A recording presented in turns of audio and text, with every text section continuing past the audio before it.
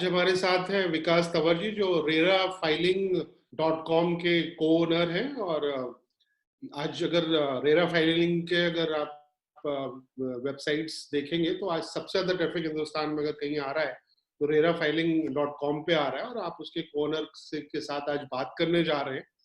इस corona as में पूरे इकोनॉमिक सेक्टर पे, सारे इंडस्ट्रीज पे बहुत फर्क पड़ा और शायद सबसे ज्यादा फर्क रियल एस्टेट में पड़ा है। और इसमें दोनों तरीके से, जो उसके ओनर्स हैं, प्रमोटर्स हैं, जो कस्टमर्स हैं, उसके साथ साथ एक बहुत बड़े लेबर जो डिपेंडेंसी जिसकी कंस्ट्रक्शन लेबर की पूरे सेक्टर पे थी, वो आज जॉबलेस हो गया है। हमने देखा है हर तरफ से लोग कैसे अपने शहरों की तरफ भाग रहे हैं। लेकिन अब ये एक ऐसा दौर है जिसमें सबको एक दूसरे का हाथ पकड़ के चलना है। तो हम लोगों ने इस टाइम की यूटिलाइजेशन करने के लिए इस जूम प्लेटफॉर्म का यूटिलाइजेशन किया है कि आज हम आपको ऐसे लोगों से बात कराएं, ऐसी चीजों की आपकी क्वेरीज जो है, जो आपके बहुत सारे क्वेश्चंस हैं रेरा से रिलेटेड, तो वो एक ऐसे एक्सपर्ट के साथ जो बहुत बड़े, करीब उनके 13 स्टेट में ऑफिसेज हैं, वो रेरा फाइलिंग के नाम से जो वेबसाइट चलाते हैं, उसमें total compliance A to Z real estate में जो भी सोल्यूशन है जो रेरा के लिए, इवन मार्केटिंग में भी बहुत कुछ हेल्प कर रहे हैं और पैन इंडिया काम कर रहे हैं। और अच्छे जो है वो बहुत कुछ बिजनेस गाइडेंस भी दे रहे हैं, कंसल्टेंसी भी दे रहे हैं, साथ साथ में वो एक कंपोजिट प्रोजेक्ट्स भी ले रहे हैं जिसमें वो पूरा सोल्यूशन देते हैं। तो मैं विकास जी, आपका स्वागत है इंस्टीट्यूट फॉर इंडस्ट्रियल डेवलपमेंट के इस प्लेटफॉर्म पे, जहाँ पे हम अलग अलग एक्सपर्ट्स के अलग अलग के साथ जो है वो लोगों को रूबरू कराते हैं। जो हमारे मेंबर्स हैं, हमारे जो है वो 3.5 लाख के आसपास जो है वो सब्सक्राइबर हैं, 10 मिलियन से ज्यादा व्यूज हैं, और बहुत सारे लोग हैं जो डे टू डे कनेक्ट होते हैं। आज भी हमारा कॉल सेंटर चल रहा है, हम लोग लगभग 80% ऑपरेशनल है। तो डेली हम 1000 से ज्यादा कॉल रिसीव करते हैं। तो एक रियल एस्टेट ऐसा सेक्टर है जहाँ बहुत डर है, बहुत खौफ का माहौल है, और सही में हर लोग, सब सारे लोग ही घबरा रहे हैं। और रियल एस्टेट पहले से बहुत मार खाता है। जीएसटी के दौर में, रेरा के दौर में बहुत सारे प्रोजेक्ट्स बंद हुए। तो आज हम बात करेंगे, सबसे पहले कोरोना से ही शुरू करते हैं कि क्या इस रेरा अथॉरिटी ने कुछ स्टेट्स में कुछ बेनिफिट देने के लिए, कोई जो प्रमोटर्स हैं, क्योंकि वो कहाँ से जो बैंकिंग बेनिफिट मिला है 3 साल की EMI के अलावा, कुछ कंप्लायंसेस में बेनिफिट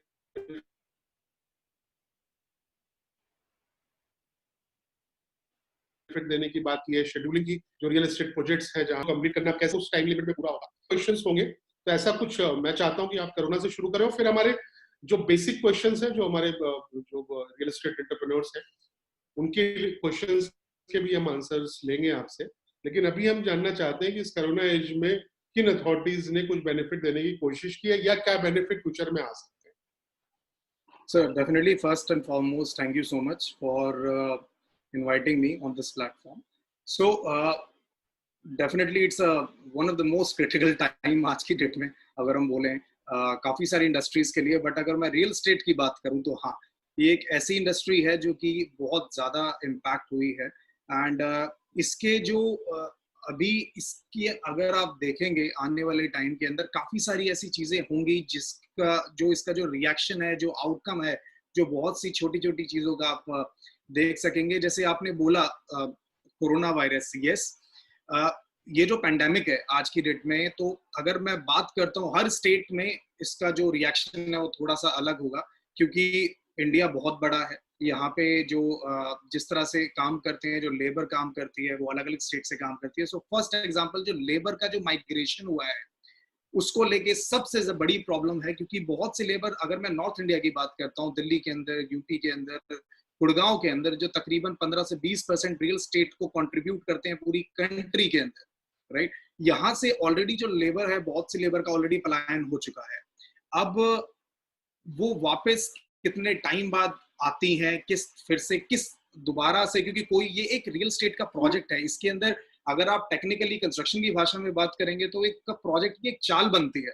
तो उस चाल को बनने में, मतलब जो उसको फ्लो में आने में, अगर लेबर आ भी जाती है 3 महीने या 4 महीने के बाद, तो उसमें भी टाइम लगेगा। तो ऑब्वियसली ये बहुत ही बड़ा सेटबैक होगा बिल्डर्स के लिए, क्योंकि जो प्रोजेक्ट्स हैं, अब यहाँ पे अगर आप देखेंगे तो बहुत सी ऐसे स्कीम्स भी हैं जिसको बोल के आज की डेट में कस्टमर सेल करते हैं।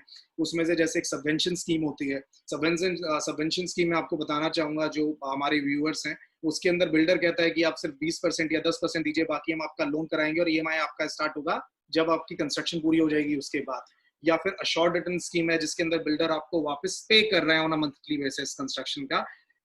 इस कंस्ट्रक्शन के डिले होने की वजह से जो बिल्डर है उसके ऊपर, चाहे आप इंटरेस्ट कह लें, आप अपॉर्चुनिटी कॉस्ट कह लें, उसका भी काफी बड़ा भार है जो कि पड़ने वाला है। तो yes, it's a tough time for real estate industry. और हाँ, इन सबको देखते हुए जो गवर्नमेंट अथॉरिटीज हैं definitely they will come forward धीरे धीरे, मेरे को लगता है इस सारी सिचुएशन, इस सारी ग्रेविटी समझते हुए।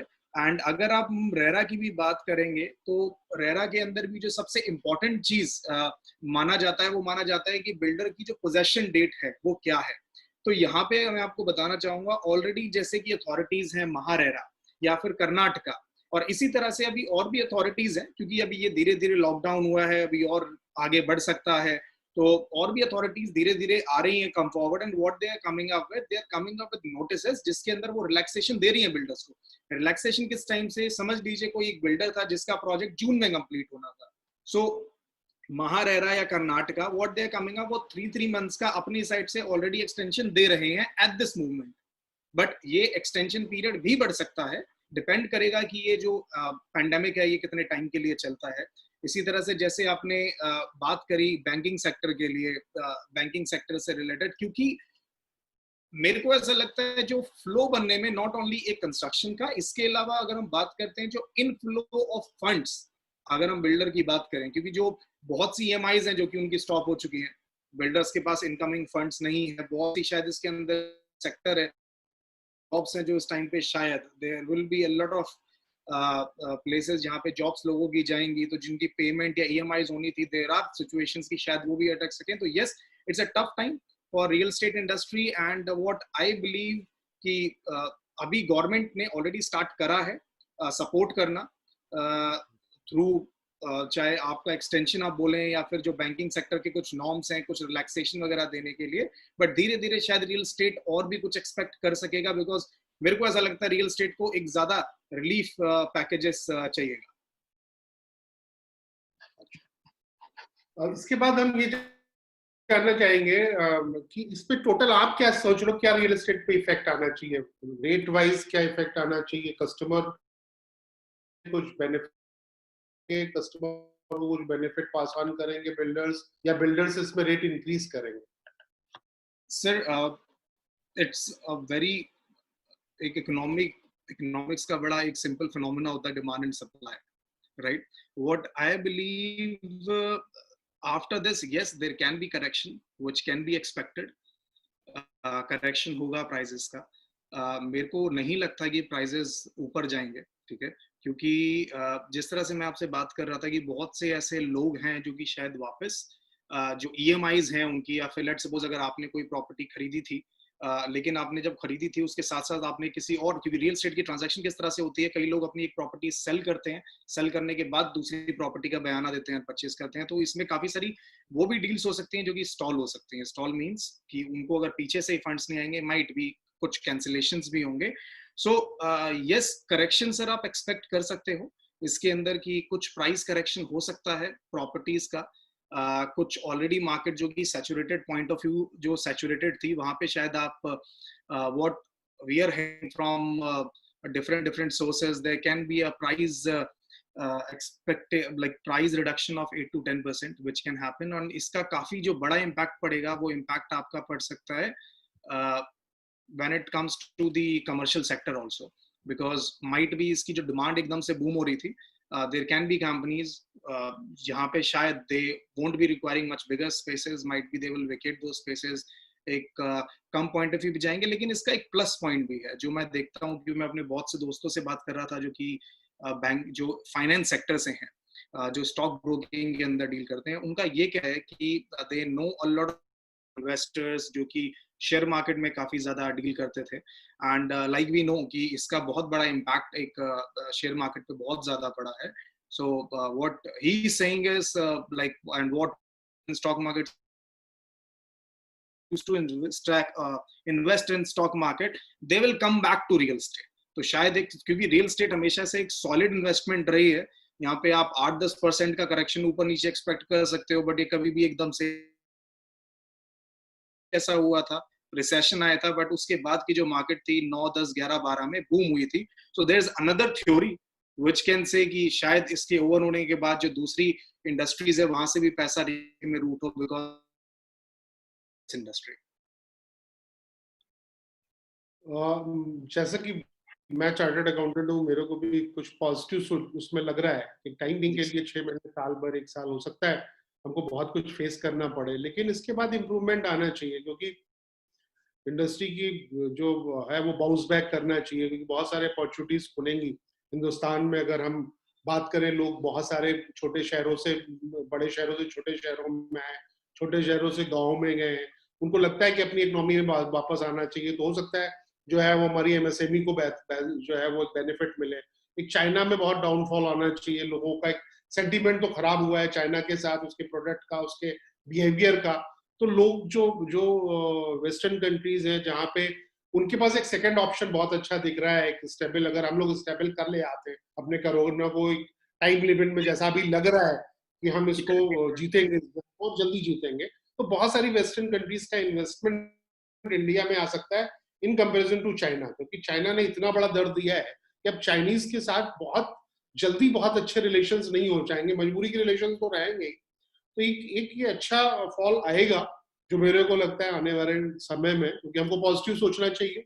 और रियल एस्टेट अगर ऐसा कुछ भी आता है तो रियल एस्टेट को उसका बेनिफिट मिलेगा. जैसे आप लग रहे हो लोग स्पेसेस छोड़ेंगे, वो स्पेसेस लोग कहीं ना कहीं से डाइजेस्ट करेंगे. जैसे मान लिया आप सभी के पास जो है वो कुछ क्लॉजेस रहते हैं जिसके तहत वो अपना लिंगर ऑन कर सकते हैं, लैंडलॉर्ड फॉरफिट कर सकते हैं, और उसके बाद ऑफिसेज फिर से मतलब इंडस्ट्री का बाउंस बैक करेगी. हाँ, 6 महीने से लेके 1 साल का बहुत टफ पीरियड है, एटलीस्ट ये फाइनेंशियल ईयर तो बहुत टफ रहेगा.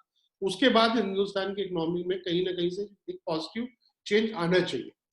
अच्छा, हम बात करेंगे अब हमारे बहुत सारे जो सर इसमें छोटी सी चीज में जनरल क्वेश्चन. जी जी, मैं एक छोटी सी चीज ऐड और कर रहा था सर. जब हम इम्पैक्ट की बात करते हैं ना, इंडिया बहुत बड़ा है, हमारे 13 ऑफिसेज हैं, हम बहुत छोटे शहरों में भी काम करते हैं, टायर 3 सिटीज में, टायर 2 सिटीज में. इसका जो ज्यादा इम्पैक्ट अगर आप देखेंगे तो इसका जो टायर 1 सिटीज है मेनली, उसमें ज्यादा इम्पैक्ट होगा. जो हम इस टाइम पे चाहे हम रिडक्शन की बात करते हैं या फिर थोड़ा स्लो डाउन की बात करते हैं, लेकिन जो बाकी हमारे जो शहर हैं, जो छोटे शहर हैं, वहाँ पे जो बिल्डर्स हैं टायर 2, टायर 3 सिटीज के, मेरे को नहीं लगता कि वहाँ पे इसका ज्यादा इम्पैक्ट होगा, क्योंकि उनका जो टारगेट ऑडियंस है वो एक सेट टारगेट ऑडियंस है, और वो हमेशा से जो मार्केट होती थी वो हमेशा से एक एंड यूजर मार्केट रही है, वो कोई इन्वेस्टर मार्केट नहीं रही. तो यस, जहाँ पे हम इन्वेस्टमेंट की बात करते हैं तो वहाँ पे थोड़े टाइम के लिए, जैसे आपने कहा, बिल्कुल ठीक है, वहाँ पे थोड़े टाइम के लिए इम्पैक्ट आएगा जो tyre 1 cities, but tyre 2, tyre 3 के अंदर इसका शायद इतना इम्पैक्ट ना हो. जी सर. हमको तो पॉजिटिव होना चाहिए. True sir. अच्छा, अब बेसिक चीजों पे आते हैं, जो है वो जो रेरा के बेसिक्स हैं. मैं जानता हूँ कि मतलब आप तो एक्सपर्ट हो, लेकिन बहुत सारे लोग अभी भी रेरा के लिए, बहुत सारी लोगों में जो है वो नॉलेज की कमी है. लोग कहते हैं कि साहब मैं तो सिर्फ प्लॉट में डील कर रहा हूँ, मैं तो जो है वो प्लॉट काट के बेच रहा हूँ, तो मेरे को रेरा रजिस्ट्रेशन कराने की क्या जरूरत है. कुछ कहते हैं मेरे पास तो जो है वो छोटी सी यूनिट है और हम सिर्फ जो है वो इसमें रेरा की जरूरत क्या है. कुछ लोग कहते हैं मैंने प्रोजेक्ट कंप्लीट कर लिया है, मेरे को रेरा की जरूरत क्या है, कंप्लीशन सर्टिफिकेट उन्होंने लिया भी नहीं है. ऐसे बहुत सारे जो है वो लोगों में अभी भी जो है कुछ नॉलेज की कमी है. हम बेसिक से शुरू करते हैं कि रेरा का रजिस्ट्रेशन किसको चाहिए होता है, और मैं चाहता हूँ कि शॉर्ट में आप बताते जाएं जो बेसिक क्वेश्चंस हैं कि बेसिकली किसके लिए रेरा जो है वो एप्लीकेबल. सर, रेरा की एप्लीकेबिलिटी, अगर कोई भी बिल्डर प्रोजेक्ट बना रहा है जो कि 500 मीटर से ज्यादा की लैंड के अंदर बना रहा है, 500 मीटर, उसके 8 से यूनिट्स हैं. अब ड्वेलिंग यूनिट्स कोई भी हो सकती हैं, वो प्लॉट भी हो सकते हैं, वो रेजिडेंशियल भी हो सकते हैं, वो अपार्टमेंट, वो कमर्शियल भी हो सकता है, वो कॉम्बिनेशन भी हो सकता है. So if a builder is making anything which is more than 500 square meter or having more than 8 units, तो वो रेरा के अंदर आ जाता है। तो इसके अंदर मैं एक और इसके अंदर क्या होता है, कई छोटे शहरों में 300 स्क्वायर मीटर की जमीन होती है लोगों की, और वो उस पर 12 यूनिट बना रहे होते हैं, तो उनको लगता है कि उनका नहीं लगेगा कि उनकी जो जमीन है वो 500 मीटर से कम है। ऐसा नहीं है, जैसे मैंने बोला 500 मीटर या 8, अगर दोनों में से एक भी जो क्राइटेरिया है वो उस पे लगेगा तो उनको रजिस्ट्रेशन कराने की जरूरत होगी। जो आपने बोला ये लैंड के ऊपर भी एप्लीकेबल है, प्लॉटिंग के ऊपर, ये ग्रुप हाउसिंग पे भी एप्लीकेबल है, कमर्शियल पे एप्लीकेबल है, इसमें सारे प्रोजेक्ट्स आते हैं। मैं क्योंकि मेरे पास बहुत सारी क्वेरीज आती रहती हैं, बहुत सारे लोग जो है वो लैंड यूज चेंज करा के और प्लॉटिंग करने लगते हैं और प्लॉट करके बेच देते हैं। वो कहते हैं कि साहब, क्योंकि अगर उनका 500 स्क्वायर मीटर मतलब 5000 स्क्वायर फीट के आसपास का अगर उनके पास लैंड तो बड़ी होती है, मतलब बीघों में और एकड़ों में लैंड होती है, और वो कहते हैं कि हम पे रेरा एप्लीकेबल नहीं है। तो ऐसा नहीं है। अगर उनकी लैंड, कोई भी लैंड में प्रोजेक्ट, चाहे वो बिल्डरशिप में आ रहा हो या बिल्डिंग की यूनिट बना रहा हो, चाहे वो प्लॉट की यूनिट हो और उसको काट के बेच रहा हो, अगर वो लैंड का एरिया 500 मीटर से ज्यादा है या 8 से ज्यादा, तो उस पर रेरा एप्लीकेबल, वो चाहे कॉमर्शियल है, रेजिडेंशियल है या प्योर प्लॉटिंग का उसका प्रोजेक्ट। ठीक है ना, जहां तक मैंने समझा। अब दूसरा दूसरा दूसरा क्वेश्चन आता है, ये बहुत सारे लोग कंफ्यूज रहते हैं कि साहब मैं तो लैंडलॉर्ड हूँ, मैंने तो बिल्डर बनाने के बिल्डर एग्रीमेंट करके दे दिया है, तो मैं लैंडलॉर्ड होके मैं फाइलिंग क्यों करूँ, मेरे को क्या करना है? अगर दो तरीके के बिल्डर एग्रीमेंट होते हैं, जहाँ पे एक तो रेवेन्यू शेयरिंग होता है 70-30 60-40 कुछ भी, जहाँ पे बिल्डर को जो है वो मान लिया 60 मिल रहा है और लैंडलॉर्ड को 40% मिल रहा है। तो उसमें लैंडलॉर्ड का क्या रोल है? बिल्डर को तो ऑब्वियस है कि उसको नक्शा पास कराना है और जाके उसको रेरा फाइलिंग करनी है, लेकिन जो लैंडलॉर्ड है उसके लिए रजिस्ट्रेशन के लिए क्या रिक्वायरमेंट? सर उसके अंदर, हाँ जी, मैं आपका क्वेश्चन कंप्लीट हो गया सर, दूं इसका आंसर? ठीक है, मैं आपको बताता हूँ सर, इसमें क्या है, जो लैंड ओनर होते हैं, land owner are also called को प्रोमोटर्स इन रेरा, राइट? हैं जो कि सेट है। जैसे आपने बोला कि एक जो जो इसको बोलते हैं जॉइंट डेवलपमेंट एग्रीमेंट, ये भी दो तरह के होते हैं। अगर एक लैंडलॉर्ड रेवेन्यू शेयरिंग कर रहा है, इट मींस वो पैसे ले रहा है। अगर कोई भी, लेट सपोज वो जो भी यूनिट सेल होती है 40% उसके अकाउंट में आता है, तो जो प्रिंसिपल है सेपरेट अकाउंट का, उसको भी 70% एटलीस्ट उसको एक अकाउंट में डालना होगा, उसको भी एक अकाउंट वहां पे मेंटेन करना होता है। फिर उससे वो विड्रॉल कर सकता है, बिकॉज उसकी एक लैंड की कॉस्ट है। बट अगर वो रेवेन्यू शेयर है तो उसको भी एक अकाउंट ओपन करना होगा। ऑन दी अदर हैंड, अगर वो एरिया शेयर है जिसके अंदर उसको यूनिट्स मिल रही हैं, और अगर वो यूनिट्स को सेल कर रहा है before the completion certificate, then also he is responsible to follow all the duties and responsibilities which is there for the developer also, because in that case वो भी यूनिट सेल करके promises कर रहा है, so उसकी भी equally responsibility होती है। जहां तक मैंने समझा कि एज ए प्रमोटर वो अगर अपने बिल्डर एग्रीमेंट के तहत अगर वो सिर्फ रेवेन्यू ले रहा है, उस केस में उसको प्रोजेक्ट उसको एज ए प्रोजेक्ट रजिस्टर्ड होगा और उसकी कुछ लाइबिलिटी रिस्पॉन्सिबिलिटी होगी। लेकिन अगर वो फ्लैट ले रहा है तो वो अलग प्रोजेक्ट अपना रजिस्टर्ड कराएगा, अपना सेपरेट अकाउंट खोलेगा, और जो बिल्डर है वो अलग कराएगा कि सेम अकाउंट खोलेगा, एक ही प्रोजेक्ट रजिस्टर्ड होगा, एक ही तरीके से उन लोग की दोनों अलग अलग अकाउंट सेपरेट मेंटेन करेंगे। जी सर, क्योंकि प्रोजेक्ट एक ही रजिस्टर होगा, क्योंकि जो सैंक्शन प्लान है वो एक ही पास हुआ है पूरे प्रोजेक्ट के लिए। लेकिन अगर जैसे मैंने बोला, अगर वो अपनी यूनिट्स को कंप्लीशन सर्टिफिकेट से पहले सेल कर रहा है, तो उसको भी जो सेपरेट अकाउंट का प्रिंसिपल है फॉलो करना पड़ेगा। अच्छा, चलिए इसी के आगे बढ़ते हैं कि जो अकाउंट है, सेपरेट अकाउंट, एस्क्रो अकाउंट को ऑडिट, ये क्या है? कैसे बिल्डर को मेंटेन करना है? ये एक बहुत कंफ्यूजिंग स्टेज है कि वो एक अलग अकाउंट मेंटेन करेगा, एस्क्रो अकाउंट मेंटेन करेगा, 70% इधर रखेगा, 30% उसको जो है वो लैंड के लिए यूटिलाइज करेगा। ये पूरा अकाउंट मेंटेनेंस क्या है? इसको सेपरेट अकाउंट ही बोलूंगा मैं, एक्स्ट्रो अकाउंट नहीं बोलूंगा, क्योंकि पूरे एक्ट के अंदर एक्स्ट्रो अकाउंट का यूसेज कहीं पे भी नहीं हुआ है। ठीक है, बिकॉज कुछ सिटीज के अंदर कुछ स्टेट्स फॉलो करवाते हैं स्ट्रिक्टली, जैसे यूपी के अंदर एक्स्ट्रो अकाउंट मैंडेटरी है। At the time of registration आपको एक्स्ट्रो अकाउंट ओपन करना पड़ेगा एक बैंक के पास। सो बैंक उसके अंदर जनरली क्या करता है, अगर हम छोटा सा एक एग्जांपल लें, उस सेपरेट अकाउंट के अंदर जो भी प्रोजेक्ट से अगर आपको 100 रुपए आने हैं, तो 70 रुपए का यूटिलाइजेशन उसी प्रोजेक्ट के अंदर दिखाना है। सो इट मीन्स अगर 100 रुपए आपके पास है तो 70% उसी प्रोजेक्ट पे लगेगा, तो उसको इंश्योर करने के लिए सेपरेट अकाउंट का प्रिंसिपल आया, सो दैट जो पैसा है वो अलग अलग अकाउंट से रूट ना हो सके।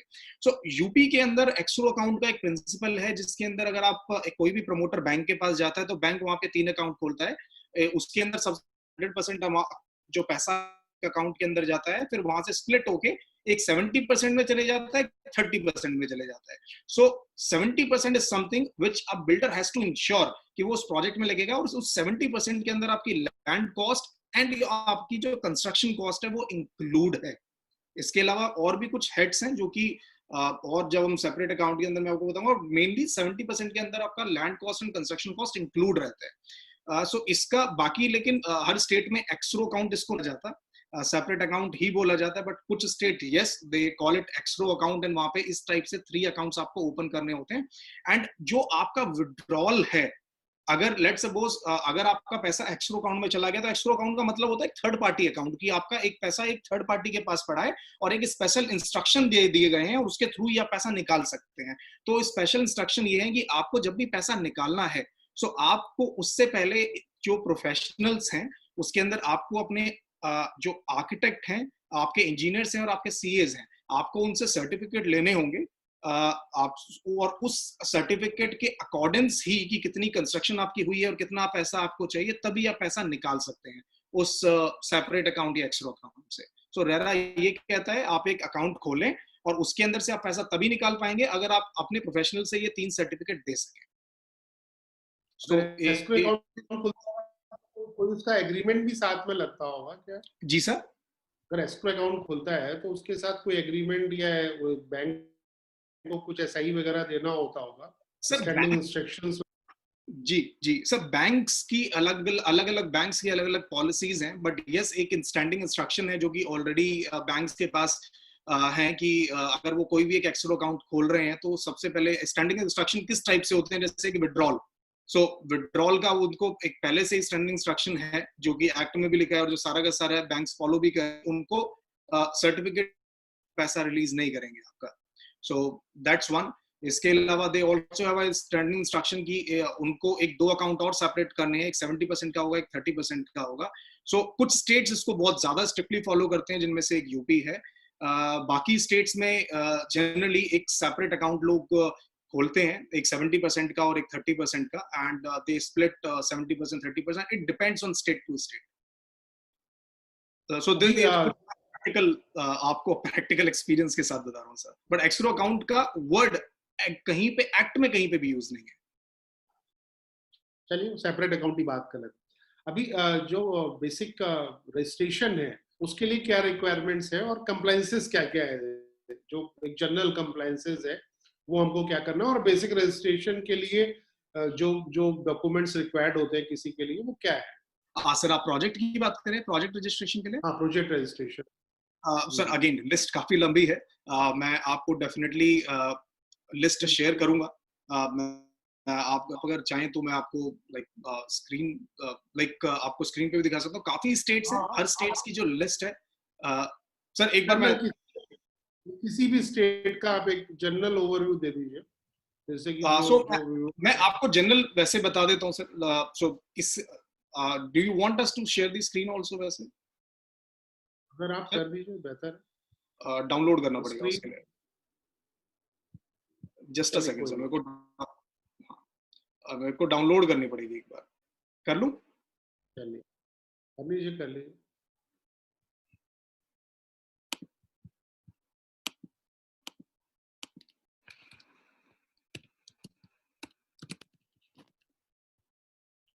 सर कर्नाटका चलेगा?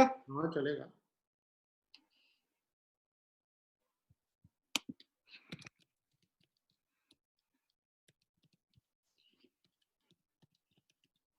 कम बेस तो सारी जगह एक ही तरीके से नहीं डॉक्यूमेंट्स होंगे। बहुत बहुत अलग है सर, बहुत अलग है। ऑलमोस्ट कुछ स्टेट्स में 360 भी है, मतलब बिल्कुल ही चेंज है। कुछ नॉर्मल डॉक्यूमेंट्स हैं जो कि सेम रहते हैं, बट बहुत सी जगह क्या है बिल्कुल ही ना 360 डिग्री हो जाती हैं चीजें। वो तो सारी रेरा की जितनी वेबसाइट्स है उसमें भी डॉक्यूमेंट की लिस्टिंग तो हमारी वेबसाइट जनरल सर। हाँ, सो मैं आपको इससे एग्जांपल दूंगा, मैंने ना अभी खोल ली है लिस्ट, सो वो एक बार से ये तो एडिट कर देगी ना टीम, जस्ट अ हाँ सेकंड, तो इसके अंदर हो जाते हैं।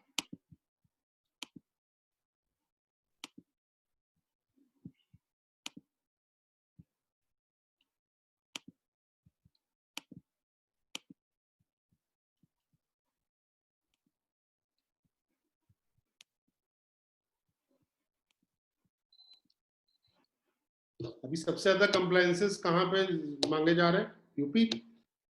मतलब आप बात करेंगे किस सेंस में, मतलब स्ट्रिक्ट में या फिर सबसे ज्यादा स्ट्रिक्ट अथॉरिटी कौन, क्योंकि सुनने को मिल रहा है ना कि बहुत केसेस चल रहे हैं यूपी में, तो मेरे को लगा यूपी अगर, सबसे ज्यादा स्ट्रिक्ट है। अगर आप महाराष्ट्र? हाँ, अगर आप कंप्लेंट्स की बात करेंगे, अगर आप कंप्लाइंसेस की बात करेंगे तो यस, सबसे ज्यादा यूपी है। एंड आउट से पूरी इंडिया के अंदर नोएडा है जो गौतम बुद्ध नगर जिला है। सो सबसे ज्यादा केसेस अगर पूरे इंडिया में कहीं पे है तो वो गौतम बुद्ध जिला है। उसका भी एक रीजन है सर, वो एक लीज होल्ड जमीन थी। सो वो एक कॉन्सेप्ट है, वहाँ पे काफी सारे बिल्डर्स हैं जो कि मतलब फर्स्ट टाइम बिल्डर्स थे, 2013 के बाद नहीं बना पाए।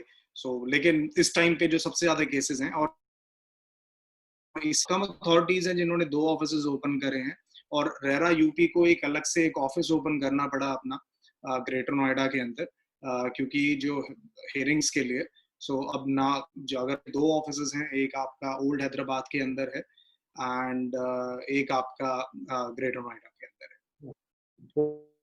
Old Hyderabad so is Lucknow, Lucknow में। हाँ, ओल्ड हैदराबाद लखनऊ से, सॉरी पूरा बोलना था।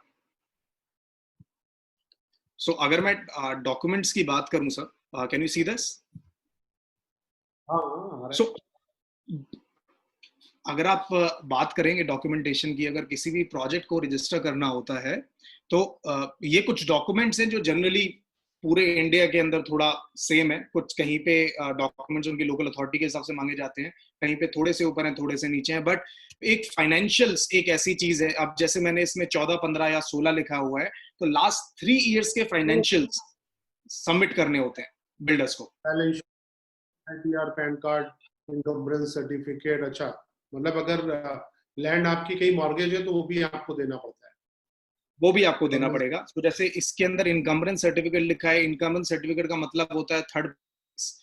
बेसिकली अगर आप की प्रॉपर्टी पे कोई क्लेम भी है, किसी ने कुछ किसी थर्ड पार्टी से कोई केसेस वगैरह चल रहे हैं, वहां से भी कोई क्लेम है, तो इनकम्बरेंस जब आप निकलवाते हैं या आपने कोई लोन भी लिया उस लैंड के अगेंस्ट, तो इनकम्बरेंस सर्टिफिकेट आपको देना पड़ता है, जिसके अंदर वहां पे ये सारी की सारी चीजें मेंशन होती है।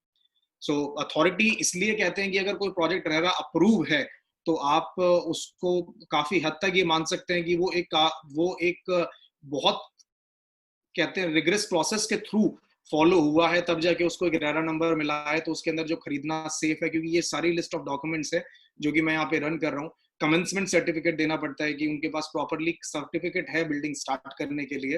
अप्रूव्ड जो उनका प्लॉटिंग प्लान की जो भी बिल्डिंग, जो भी लोकल अथॉरिटी है, चाहे लखनऊ डेवलपमेंट अथॉरिटी है या आपकी नोएडा डेवलपमेंट अथॉरिटी है, या आपकी लेट्स सपोज आपका जो प्लान है वो कोई कालाबुर्गी डेवलपमेंट अथॉरिटी से पास है या हैदराबाद डेवलपमेंट अथॉरिटी से पास है, वो प्लान तक आपको सबमिट करने पड़ते हैं। एग्रीमेंट अगर जी लोकल लिमिट के बाहर, अगर विकास कोई लोकल लिमिट के बाहर प्रोजेक्ट है तो वो जी सर। उसको कैसे, वो उसकी जो लोकल अथॉरिटीज वहां पे जो भी डेवलपमेंट अथॉरिटीज हैं जहाँ पे डिस्ट्रिक्ट या जैसे ना जिला पंचायत से पास होते हैं नक्शे, उनको वो नक्शे लगाने पड़ते हैं? सर नहीं, ऐसा नहीं है। मैं आपको बताऊंगा, ये डिपेंड करता है। अगेन, जैसे मैंने बोला, रेरा एक स्टेट सब्जेक्ट है, ठीक है। अब स्टेट सब्जेक्ट होने की वजह से हर स्टेट के अंदर अलग अलग लॉज हैं। अगर हम यूपी की बात करेंगे तो यूपी के अंदर सिर्फ वही प्रोजेक्ट रजिस्टर्ड होंगे जो कि प्राधिकरण के अंदर आते हैं। के अंदर कोई प्रोजेक्ट आता है तो वही रजिस्टर होगा। लेकिन अगर कोई प्रोजेक्ट आपका है जो कि जिला पंचायत के अंदर आ रहा है या ग्राम पंचायत के अंदर आ रहा है, तो उसके ऊपर रेरा की एप्लीकेबिलिटी यूपी में नहीं है। लेकिन यही केस अगर आप राजस्थान में देखेंगे तो वहां पे जो भी जमीन है, चाहे वो विलेज के अंदर आता है लैंड या कहीं पे भी आता है, चाहे डेवलपमेंट अथॉरिटी है या विलेज या जिला पंचायत है, आपकी ग्राम पंचायत है, रजिस्ट्रेशन वहां पे मैंडेटरी है सारे प्रोजेक्ट्स का। सिमिलरली जैसा यूपी में है, इसी तरह से गुजरात में भी है। गुजरात के अंदर भी जो डेवलपमेंट अथॉरिटीज हैं उन्होंने चिन्हित करी हुई है सारी की सारी, कि सूरत अर्बन डेवलपमेंट अथॉरिटी है या फिर अहमदाबाद डेवलपमेंट अथॉरिटी है, उनके अंदर ही के जो प्रोजेक्ट हैं वही रेरा के अंदर आएंगे। अगर आपका वहां पे नगर नियोजन के अंदर कोई जमीन है या कोई ग्राम पंचायत के अंदर है तो वो रेरा में नहीं है। अगेन महाराष्ट्र और गोवा पूरा का पूरा कलेक्टर है तो वहां पे सारे ही प्रोजेक्ट्स आते हैं, तो ये भी डिपेंड करता है sir state to state, authority wise है, तो अथॉरिटी वाइज कंफर्म किया जा सकता है। जी सर, अथॉरिटी की वेबसाइट पे सारी इंफॉर्मेशन है कि इसका जो रेरा का जो जुरिस्डिक्शन क्या है वो आपको सारा मिल जाएगा उनकी वेबसाइट पे। बेसिकली जो पेपर्स हमको, वो पेपर्स जो लैंड के अप्रूवल के लिए या मैप के अप्रूवल के लिए चाहिए वो सारे यहाँ पे लगते हैं। उसके अलावा आपके फाइनेंशियल्स, पैन और डायरेक्टर्स और प्रमोटर्स की डिटेल लगती है। और उसके अलावा कुछ चीजें आपको अपने मार्केटिंग रिलेटेड आपको ब्रोशर और आपका जो भी प्लान है वो बेसिकली इसमें मेरे को लगता है जो आपकी कंप्लीशन डेट है वो आपको एक बड़े उसे प्रॉपरली फीड करने की जरूरत है कि आप कब कंप्लीट कर रहे हैं प्रोजेक्ट, क्योंकि फिर वो एक्सटेंशन शायद एक बार से ज्यादा अलाउड नहीं है। तो वो उसके बारे में थोड़ा सा बता दीजिए जिससे कि लोग बेहतर तरीके से कंप्लीशन डेट को इंसर्ट कर सके, जो प्रोजेक्ट कंप्लीशन डेट। सर इसके अंदर मैं आपको बताता हूँ, अगर कोई भी बिल्डर है, अगर उसका जो प्रोजेक्ट है लेट्स सपोज अगर वो 3 साल के अंदर उसको कंप्लीट कर रहे हैं और उन्होंने कंप्लीशन डेट प्रोजेक्ट के अंदर लेट्स सपोज दिसंबर 2022 इस टाइम पे लिख दिया, ठीक है, सो उनको बस मैं थोड़ा सा ये बताना चाहूंगा, you need to ensure one thing कि ये जो आपकी डेट है ये एक से ज्यादा आपको नहीं मिल। सो मैक्सिमम जो आप एक्सटेंशन ले सकते हैं उस प्रोजेक्ट का रेरा अथॉरिटी से वो आप ले सकते हैं 31 दिसंबर 2023 तक का, उस केस के अंदर अगर आपने 22 की डेट डाली थी, उससे ज्यादा का आपको नहीं मिलेगा, ठीक है। एंड दूसरी बात उसके लिए अब अगेन ये स्टेट सब्जेक्ट है, हर स्टेट के अंदर इसमें फीसेस कुछ पे करनी होती है। अगर हम यूपी की बात करें तो जो भी आपकी रजिस्ट्रेशन के टाइम में आपने फीस दी थी, लेट्स सपोज आपकी रजिस्ट्रेशन के टाइम पे प्रोजेक्ट की फीस थी 1 लाख रुपए की, तो जब आप अप्लाई करेंगे एक्सटेंशन के लिए तो आपको 2 लाख की फीस पे करनी पड़ेगी। और उसके अंदर भी वो अथॉरिटी का सब्जेक्ट है कि अथॉरिटी आपको एक्सटेंशन वहां पे उन ग्राउंड्स के अंदर, क्योंकि आपको सपोर्टिंग डॉक्यूमेंट्स भी लगाने पड़ेंगे कि आपको क्यों चाहिए एक्सटेंशन। एक और चीज इसके अंदर बहुत इंपॉर्टेंट है, जैसे अगर आप यहाँ पे देखेंगे हमने लिखा है approved layout plan, you also need to ensure कि जो आपका प्लान है उसकी भी जो वैधता है वो आगे तक के लिए हो, उससे आगे का एक्सटेंशन आपको नहीं मिल सकता। अगर जैसे मैंने आपको एक केस बताया 2022 का, अगर आपके प्लान की वैधता जून 2023 तक की है तो जो मैक्सिमम एक्सटेंशन आपको मिलेगा वो जून 2023 का मिलेगा। अगर आपको आगे का चाहिए तो उसके लिए आपको फिर प्लान भी रिन्यू कराना पड़ेगा। So maximum 1 year extension is granted by the authority. तो अगर हमारा कोई प्रोजेक्ट है जिसको हम आज स्टार्ट करना चाह रहे हैं लेकिन उसमें 2 साल से ज्यादा का भी जो है वो पीरियड नहीं बचा हुआ है एज पर अप्रूव लेआउट, पर वो प्रोजेक्ट जो है वो मेरे को लगता है भी 3-3.5 साल लगेंगे, तो हमको कौन सी डेट डालनी चाहिए? क्योंकि वो तो आप कह रहे हो कि उससे ऊपर की हम डेट डाल नहीं सकते। नहीं सर, इसके अंदर क्या है कि प्लान हमेशा हर जो अथॉरिटीज होती हैं उनके डिफरेंट डिफरेंट कॉन्सेप्ट्स होते हैं। सो अगर हम बात करेंगे आज की डेट में, आपका बहुत वैलिड क्वेश्चन है कि अगर मेरे प्लान की जो डेट है वो 2022 है तो मैं 23 क्यों कैसे डाल सकता हूँ, ठीक है। लेकिन हर एक स्टेट में, जैसे अगर हम यूपी की बात करते हैं तो बहुत सी जो डेवलपमेंट अथॉरिटीज हैं वो 5 साल के लिए प्लान पास करती हैं, लेकिन उसके अंदर अगर आप प्लान की डिटेल को ढंग से पढ़ेंगे तो उसमें यह भी लिखा होता है कि अगर आप 5 साल में नहीं बना पाएंगे तो आप एक्सटेंशन के लिए अप्लाई कर सकते हैं।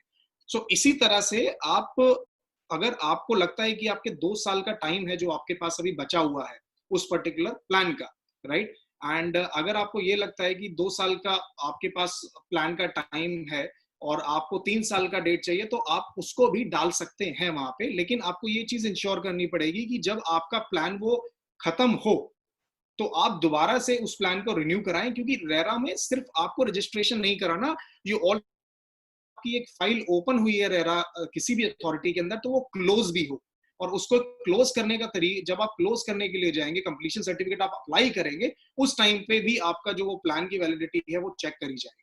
और इन बिटवीन अगर आपके प्लान हम डेट उससे बढ़ के भी डाल सकते हैं, मेरा डाल सकते हैं सर, डाल सकते हैं, क्योंकि अगर मैं आपको, अगर हम जैसे हम यूपी की बात कर रहे हैं आपका 5 साल का है, लेकिन अगर आप जैसे कर्नाटका जैसे स्टेट में जाएंगे तो वहां पे आपको प्लान पास होते हैं 1 साल के लिए, 2 साल के लिए, 3 साल के लिए, तो वहां पे बिल्डर्स को हर 2-2 साल में रिन्यू कराना पड़ता है। तो वो भी क्या करते हैं, वो 3 साल की डेट डाल रहे हैं लेकिन वो प्लान रिन्यू कराते हैं। ठीक है। अच्छा, मैं जो लोगों को डर है कि साहब रेरा में अगर हम कंप्लायंसेस नहीं कर पाएंगे तो पेनल्टीज क्या है, दोनों तरीके से, मतलब ये कैसे जो है वो बिल्डर को मतलब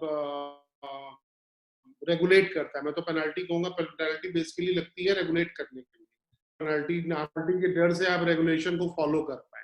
और साथ साथ में ये जो है वो जो लोग इंस्टॉलमेंट नहीं देते हैं टाइमली, जो है वो बिल्डर्स ने अपने प्रोजेक्ट को कंप्लीट कर लिया है लेकिन वो इंटरेस्ट नहीं ले पा रहा है क्योंकि रेट में करेक्शन आ गया है, वो जो है वो कैंसिल नहीं कर पा रहा है क्योंकि वो उसके बाद उसके प्रोजेक्ट से जो है उसको पैसा रिफंड करना पड़ेगा। तो कहीं ना कहीं बिल्डर को भी एक इस रजिस्ट्रेशन कराने से कुछ ना कुछ तो बेनिफिट मिलते ही, एटलीस्ट उसका जो कस्टमर है वो उसको एक रेगुलर पेमेंट करता रहेगा, प्रोजेक्ट में कहीं पे भी अगर आएगा तो उसके पास ये राइट है कि वो उसको हटा सके। तो क्या जी दोनों के लिए जो है वो एक रेगुलेट करने के लिए क्या पैरामीटर्स हैं, थोड़ा सा उसके बारे में आप बताओ। सर इसके अंदर देखिए, मैं आपका जो पहला क्वेश्चन था क्वार्टरली कंप्लायंसेस का, तो रेरा जो आया था 2017 में इसकी एप्लीकेबिलिटी हुई थी इंडिया के अंदर, एप्लीकेबल हुआ था, तब से तकरीबन 40,000 से ज्यादा प्रोजेक्ट हैं जो कि रजिस्टर हो चुके हैं पूरे इंडिया में।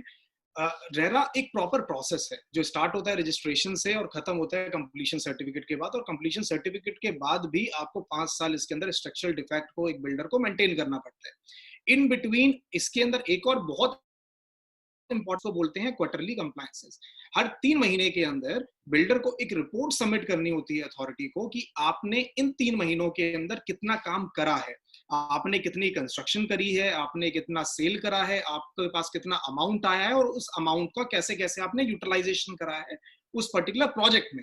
इस मैंने आपको सर्टिफिकेट्स की बात करी थी, क्वार्टरली कंप्लायंसेस के टाइम पे भी आपके आर्किटेक्ट्स को, इंजीनियर्स को और सीएस को, जैसे जो आर्किटेक्ट और इंजीनियर है वो कंस्ट्रक्शन कितनी हुई है, कौन कौन सा मटेरियल आया था, वो सारी की सारी रिपोर्ट सबमिट कर, सीएस भी फिर एक फाइनल सर्टिफिकेट बना के वो भी हर 3 महीने में अथॉरिटी को सबमिट करता है। सो इसको बोलते हैं क्वार्टरली प्रोग्रेस रिपोर्ट। जो बिल्डर इसको नहीं कर रहे, तो मैं आपको एग्जांपल दूंगा, अक्टूबर और लास्ट अक्टूबर के अंदर तकरीबन तकरीबन 1400 लोगों को पेनल्टी लगाई गई थी यूपी रेरा के through. I am talking about 1400 projects में पेनल्टी लगी थी जो कि यूपी रेरा ने लगाई थी, और जो मिनिमम पेनल्टी थी वो 1 लाख रुपीस की थी। ये उन लोगों को लगाई गई थी जो क्वार्टरली कंप्लायंसेस जिन्होंने नहीं करे डिस्पाइट रेगुलर रिमाइंडर्स। इसके अलावा यूपी जैसे स्टेट के अंदर अगर आप जब जब जो क्वार्टर आप मिस कर देते हो, एक 10,000 की पेनल्टी एक्स्ट्रा है जो आपको देनी पड़ती है। इसी तरह से हर स्टेट के अंदर पेनल्टीज के अलग अलग पैरामीटर्स हैं। जैसे अगर आप आंध्र प्रदेश की बात करेंगे तो वो क्वार्टरली कंप्लायंसेस जो लोग नहीं करते जिन प्रोजेक्ट्स का, वो डेली बेसिस पे पेनल्टी लगाते हैं, डेली 100 रुपीज की, 200 रुपीज की, 300 रुपीज की। सो ये करना बहुत जरूरी है हर एक प्रोजेक्ट के लिए, हर एक बिल्डर को, नॉट ओनली पेनल्टी की वजह से, बिकॉज अगर एक आज की डेट में ऑनलाइन जाके आपके प्रोजेक्ट की रिपोर्ट देखता है तो वो देख सकता है कि आपका प्रोजेक्ट शेड्यूल्स पे चल रहा है कि नहीं चल रहा। सो इंस्टेड मैं तो हमेशा बिल्डर को ये बोलता हूँ कि रेरा से डरने की जरूरत नहीं है, this is the law of the land. Now आपको इसके साथ चलना पड़ेगा, आप इसको प्रॉपर फॉलो करें, use it as a marketing tool. आप बोल सकते हैं जो भी कस्टमर आपके पास आएगा, सर आप ऑनलाइन जाके देख सकते हैं हमारे प्रोजेक्ट की जो रिपोर्ट है वो कहां तक पहुंची है। तो एक ये चीज है, तो quarterly progress is very important. दूसरा जो आपने क्वेश्चन बोला कि बहुत सा रेरा यहाँ पे कस्टमर को प्रोटेक्ट करने के लिए नहीं आया, ये बिल्डर को प्रोटेक्ट करने के लिए भी आया है। इनफैक्ट इसके अंदर जो तीसरे स्टेक होल्डर्स हैं, ब्रोकर, उसका भी प्रोटेक्शन है।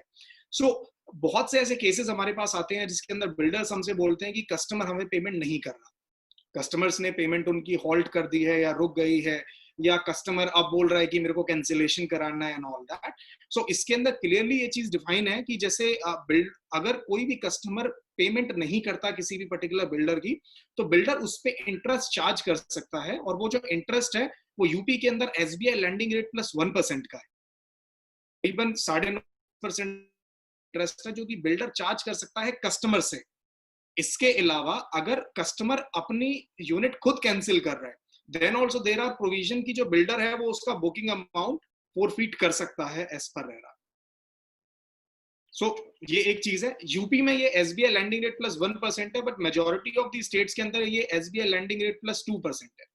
So builder can charge the interest from the customer. It is legal and they have to give this particular interest consumer को भी. So it is a जो इनफ्लो है दैट्स आल्सो देयर, और कोई भी अगर कस्टमर्स, कई बार हमने सुना है ऐसा, और ऐसे काफी सारे केसेस हैं, हम रूलिंग्स पे भी काम करते हैं कि कस्टमर खुद कैंसिल कर देते हैं यूनिट्स को, एंड कैंसिल करने के बाद they ask for the full money refund. ऐसा नहीं है, बिल्डर अगर चाहे तो कुछ अमाउंट उनका फोरफीट कर सकता है एज पर दिया।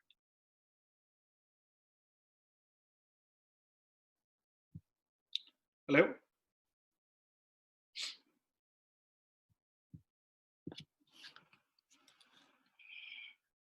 आवाज आ रही है सर आपको? जी जी जी। सो आई होप सर जो क्वेरी है उसको रिजॉल्व। इसमें जो बहुत सारे लोग एडवर्टाइज करना चाहते हैं अपने प्रोजेक्ट्स को, और अभी जैसे कि है, मेरे को ज़्यादा नॉलेज है कि आप किसी भी तरीके से जब तक आप रेरा में रजिस्टर्ड ना हो, आप इवन मेल और मैसेज के थ्रू भी प्रोजेक्ट्स को नहीं अपने किसी कस्टमर को भेज सकते हैं। इसमें एडवर्टाइजिंग के लिए क्या, किसको एडवर्टाइजिंग कहा गया है? सर एडवर्टाइज,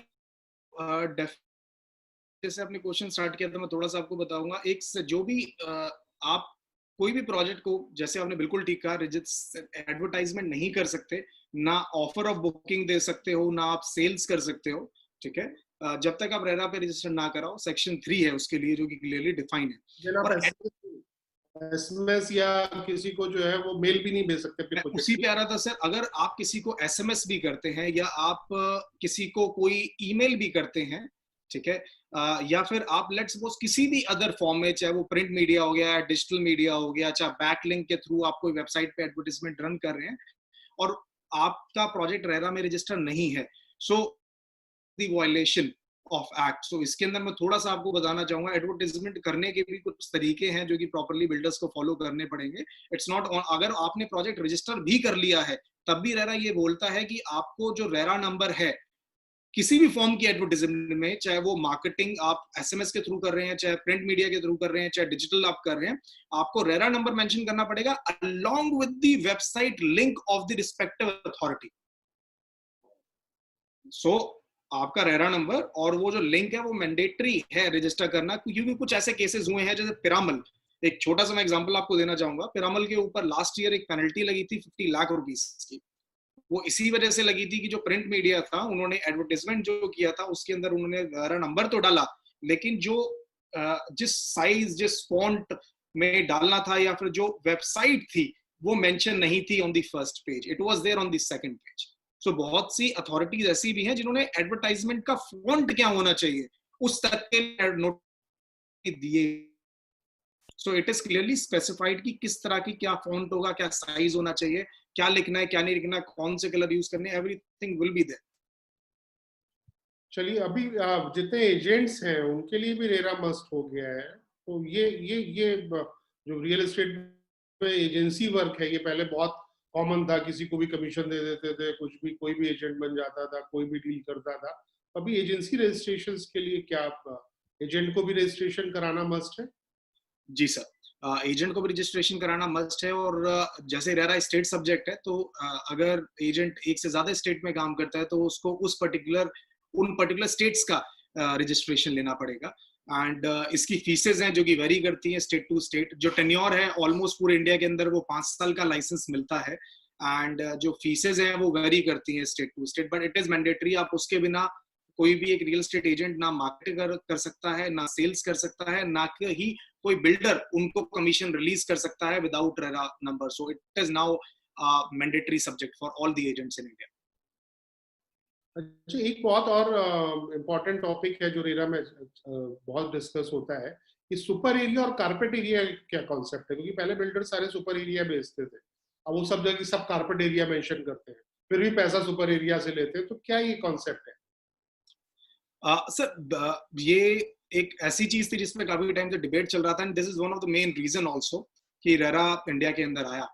अगर मैं बहुत से लोगों को जब भी सेमिनार में जाता हूँ, मैं उनसे जब एक क्वेश्चन कभी पूछता हूँ कि आप अपने घर का स्क्वायर फीट एरिया क्या है, कोई बोलता है कि मैंने अभी 1100 स्क्वायर फीट में रहता हूँ, कोई बोलता है मैं 1200 में रहता हूँ, दे ऑल से सी सुपर एरिया में रहता हूँ। लेकिन जब मेरा दूसरा क्वेश्चन उनसे यही होता है कि आप उसको कैलकुलेट कर सकते हैं, जो आपने पैसा दिया जिस चीज का, या जिसका आप मेंटेनेंस पे कर रहे हो on a monthly basis, can you calculate that particular 1250 square feet? So the answer is no, it's not easy for a I would say normal people to understand कि किस तरह से कैलकुलेट करे सुपर एरिया, क्योंकि super area के अंदर basically जब भी बिल्डर बनाता है तो उसके अंदर सारी चीजें इंक्लूड होती हैं। उसके अंदर आपकी एलीज भी इंक्लूड होती हैं, आपके कॉमन क्लब्स का एरिया इंक्लूड होता है, आपके पार्क्स का एरिया इंक्लूड होता है, सो सारा एरियाज है वो इंक्लूड होता है। सो इस चीज को देखते हुए RERA came up with the concept of carpet area, because area भी क्या है सकते हैं खुद, अगर आपके पास वो टेक्निकल नॉलेज नहीं है। सो रेरा ने मैंडेटरी करा है आपको कारपेट एरिया में सेल करना। कारपेट एरिया है क्या, इसको भी लेके बहुत सी डिबेट होती है, तो थोड़ा सा इस प्लेटफॉर्म माध्यम से मैं आप सबको बताना चाहूंगा है वो क्लियरली डिफाइन है एक्ट के अंदर, और वो कहता है carpet area is a area which excludes your exterior walls and balconies but includes your interior walls. So again जो आपके घर की जो एक्सटीरियर वॉल्स है उसके जो अंदर का एरिया है, ठीक है, वो रेरा एरिया के अंदर आएगा। तो अगर आपकी कोई पार्टीशन वॉल है जो आपके एक बेडरूम से दूसरे बेडरूम को करती है, या फिर आपका लेट सपोज कोई वॉशरूम की वॉल है या कोई किचन की वॉल है, तो वो वॉल इंटरनल वॉल का एरिया इंक्लूड होगा कारपेट एरिया के अंदर। और जो आपकी एक्सटर्नल वॉल है जो आपके घर की बाहर की और जो बैल्कनी, वो आपके कारपेट एरिया के अंदर नहीं आएंगे। So again carpet area means it includes the interior walls of an apartment but excludes the exterior walls and balconies and other common areas. चलिए, ये मैक्सिमम अगर हम कोई रजिस्ट्रेशन नहीं कर रहा है तो उसको मैक्सिमम पेनल्टीज क्या हैं? जैसे प्रोसिक्यूशंस भी हैं किसी भी एक अथॉरिटी, आप यूपी का ही बताएं। Sir 10% of the project cost तक आपको पेनल्टी लग सकती है अगर आप रजिस्ट्रेशन नहीं कराते, और मैं आपको बताना चाहूंगा ये बहुत ज्यादा होती है किसी भी प्रोजेक्ट के लिए। सो आज भी अगर कोई ऐसा प्रोजेक्ट है जिसने रजिस्टर नहीं कराया था और जो फॉल करता था, तो उसको रजिस्ट्रेशन कराना आज की डेट में मैंडेटरी होगा, और अगर आज वो रजिस्ट्रेशन कराना चाहता है तो उसको 10% प्रोजेक्ट कॉस्ट की पेनल्टी लगेगी। ऐसे कुछ केसेस हैं जो कि अराइज हुए हैं पूरे इंडिया के अंदर। उसका मैं आपको रीजन बताना चाहूंगा कि बहुत सी ऐसी अथॉरिटीज हैं जिन्होंने, इट मींस अगर आपको अपने फ्लैट को रजिस्टर कराना है, अपने प्रोजेक्ट को रजिस्टर कराना है, आपने कुछ सेल करा है, तो अथॉरिटी के पास क्लियर इंस्ट्रक्शन है कि अगर उनके पास रेरा नहीं है या उनके पास एक वाजिब रीजन नहीं है कि उनका प्रोजेक्ट रेरा में नहीं आता, तो आप रजिस्टर नहीं करेंगे। तो इन केसेस में क्या हुआ है, बहुत से ऐसे लोग जिन्होंने रेरा नहीं लिया था और आज के दिन में जब उनके कस्टमर रजिस्ट्री कराने जाते हैं तो उनकी रजिस्ट्री नहीं हो रही है मार्केट के अंदर। So registration is one of the reason why now there are old projects which is coming up for registration, but 10% तक की पेनल्टी है जो कि इम्पोज हो सकती है। अगर कोई प्रोजेक्ट है, मान लिया वो सॉरी जी, उसका नहीं मिलता है, जब तक कंप्लीशन सर्टिफिकेट नहीं मिलता है तो उसमें वो रेरा से कंप्लीशन, अगर आप बहुत सारी अथॉरिटीज बहुत से रीजन से सर्टिफिकेट कंप्लीशन नहीं देती हैं, तो वो फाइल कैसे क्लोज होगी? इसके अंदर एक ऑप्शन है, क्योंकि आप डेफिनेटली आपने बहुत सही पॉइंट बोला, क्योंकि कुछ ऐसे स्टेट्स हैं हमारे जहां पे थोड़ा सा कंप्लीशन सर्टिफिकेट मिलने में टाइम लग जाता है, ठीक है। तो लेट सपोज आपका प्रोजेक्ट कंप्लीट हुआ है और आपने कंप्लीशन के लिए अप्लाई किया, बट एक थोड़ा सा है ये चीज कि कई जगह आपको 3 महीने भी लगते हैं, कहीं पे 15 दिन लगते हैं, कहीं पे 6 महीने भी लग जाते हैं, जो कि हमारे सुनने में आता है लोगों से। उस केस के अंदर अथॉरिटीज ने एक निकाला है, रेरा अथॉरिटीज ने, अगर आपके पास कंप्लीशन सर्टिफिकेट नहीं भी है, अगर आपने अप्लाई कर दिया है, तो उसकी जो एप्लीकेशन है दैट्स, आप जब भी कंप्लीशन के लिए फाइल करेंगे रेरा में तो आप वो लगा। सो ये भी एक चेकलिस्ट है, आप उसके साथ जो है वो आपकी फाइल कंप्लीटेड मानी जाएगी। बाकी चीजें आपकी और भी सपोर्टिंग डॉक्यूमेंट्स आपको देने पड़ेंगे, लेकिन अगर आपके पास कंप्लीशन नहीं है, लेकिन अगर आपने कंप्लीट, आप अपनी के लिए सबमिट कर सकते हैं। चलिए विकास जी, बहुत अच्छा लगा आपसे बात करके, और हमारे जितने एंटरप्रेन्योर्स हैं, खासकर रियल एस्टेट में है, चाहे वो बिल्डर्स हो, चाहे वो लैंडलॉर्ड्स हो, चाहे वो किसी भी तरीके से, प्रमोटर की डिफिनेशन भी जाएंगे तो बहुत सारे लोग उस प्रमोटर डिफिनेशन में आते हैं, और हम फिर कभी बात करेंगे आपसे और डिटेल में। लेकिन आज के लिए बहुत है ना, लोगों को ये जानना चाहिए, अगर वो रेरा में रजिस्ट्रेशन नहीं कराते हैं, कोई भी रियल एस्टेट का प्रोजेक्ट 5-10 करोड़ से कम नहीं होता, हजारों करोड़ तक जाता है। नॉर्मल प्रोजेक्ट 30-35-40 करोड़ का तो होता ही है, जहां पे 10% की पेनाल्टी बहुत लगती है। तो अगर आप कोई भी रियल एस्टेट का काम कर रहे हैं जहां पे आपके जो लैंड एरिया है वो 500 मीटर से ज्यादा है, आपकी यूनिट जो है वो 8 से ज्यादा है, कोई भी आप किसी भी तरीके का प्रोजेक्ट हो, चाहे वो लैंड डेवलपमेंट का हो, प्लॉट कटिंग का हो, वो कॉमर्शियल हो, वो रेजिडेंशियल हो, वो मल्टी स्टोरेज हो, वो यूनिट वाइज हो, अगर 8 यूनिट से ज्यादा है और 500 स्क्वायर मीटर से बड़ा एरिया है, तो आपको अपनी अथॉरिटी में रजिस्टर्ड कराना चाहिए, नहीं तो आपको बहुत सारा पेनाल्टी और प्रोसिक्यूशन इंटरेस्ट कॉस्ट आपको बियर करनी पड़ेगी। तो आज बहुत अच्छा लगा विकास जी आपसे बात करके, रेरा फाइलिंग जैसे लोगों की हेल्प कर रहा है और आगे करता रहे, लोग और ज्यादा आपको फॉलो करें। और आप तो बहुत सारी अथॉरिटी के साथ काम कर रहे हैं, हमारे बहुत सारे बिल्डर्स हैं जो अलग अलग स्टेट्स में काम कर रहे हैं, तो जरूर आपकी जो कंसल्टेंसी है, आपकी जो एक्सपर्टाइज है, उसका बेनिफिट आगे भी लेते रहेंगे। और हम ऐसे अलग अलग इंटरव्यूज आपके पास इस कोरोना पीरियड में, कुछ हम बहुत कुछ नहीं कर सकते, जैसे हम हर वीक में सेमिनार करते थे, हम हर हफ्ते में जो है वो 2-3 इंडस्ट्रियल डॉक्यूमेंट्रीज अपडेट करते थे। इंडस्ट्रियल डॉक्यूमेंट्रीज तो अभी भी, क्योंकि हमारे पास बहुत सारा बैंक है जो हम कर रहे हैं, पर सेमिनार नहीं कर पा रहे हैं, तो हमने एक जूम का माध्यम निकाला है जिसमें हम हर हफ्ते आपके पास 2 या 3 मीटिंग्स लेके आएंगे ऐसे ही एक्सपर्ट के साथ, जो आपको जरूर बेनिफिट देगा जिस भी एरिया में आप काम कर रहे हैं। हर सेक्टर में बात करते हैं, वो चाहे एग्रीकल्चर हो, मैनेजमेंट हो। अभी हम कल मीटिंग करने जा रहे हैं, हमारे वेस्ट मैनेजमेंट में मिस्टर नकुल सडाना जी हैं जो बहुत अच्छा वेस्ट मैनेजमेंट में काम कर रहे हैं, तो हम चाहेंगे कि वो भी आप ज्वाइन करें। और इसमें हम और टेक्निकल, अभी तो जनरल विकास जी जनरल टॉपिक्स थे, अब हम लोग एक स्पेसिफिक टॉपिक्स पे लेके और इस पे बात करेंगे, छोटे छोटे 10 मिनट 15 मिनट के अलग अलग, जिससे लोग जो उनकी प्रॉब्लम्स आ रही हैं उसके वो स्पेसिफिक सॉल्यूशंस ढूंढ सकें। तो हम जरूर आपको परेशान करेंगे कुछ दिनों में, जिसमें हम स्पेसिफिक टॉपिक्स लेके आएंगे रियल एस्टेट पे, और लोगों को इस पीरियड में भी कम से कम कुछ ना कुछ उनकी नॉलेज अपग्रेडेशन का बेनिफिट दें। Thank you Vikas ji, thank you हमारे व्यूअर्स।